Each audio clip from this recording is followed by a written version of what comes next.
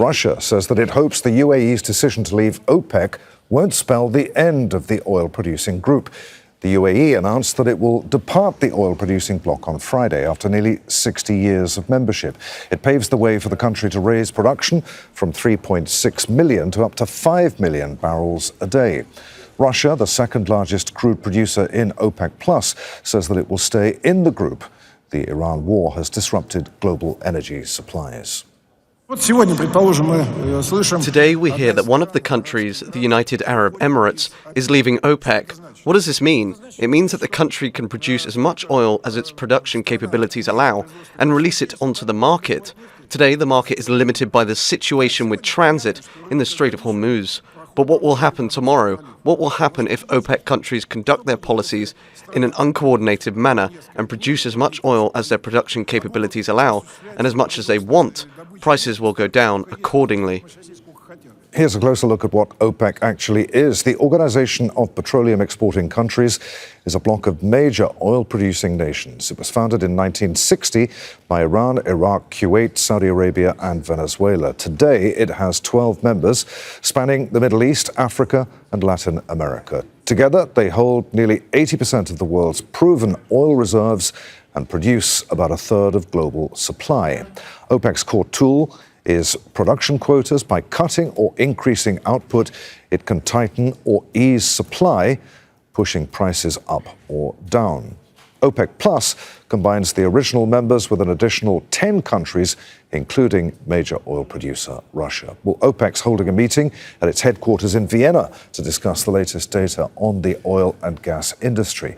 Let's take you live now to Vienna. Al Jazeera's Vaessen is there. So this meeting underway there. What do we expect to come out of it, Step? Well, as you already said, OPEC is facing one of its worst crises since its existence in the last 65 years. A lot of urgent issues to address. For example, this very bad energy crisis that we're facing right now.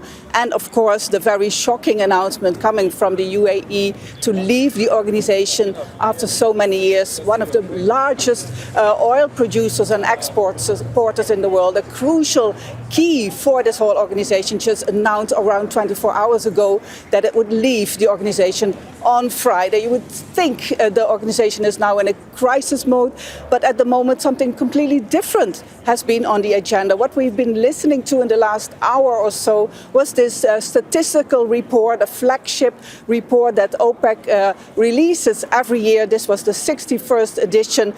Basically, this is a report with all the data that they compile about import, export of oil, oil reserves, oil demand. And what we've heard in the last hour is that oil demand is up worldwide. This is about 2025, so compared to 2024, it's up. Oil reserves are also up. A lot of export, more than the previous year. Most of the oil going to Asia, also Latin America, the Middle East as well. So this is what the report was about. But this was, of course, all before the UAE decided to leave the organization, which will definitely have a very different impact and outlook on next year's report. Indeed. All right. So no reaction yet from that meeting on the UAE's exit. Outside of the meeting, what has OPEC been saying about it?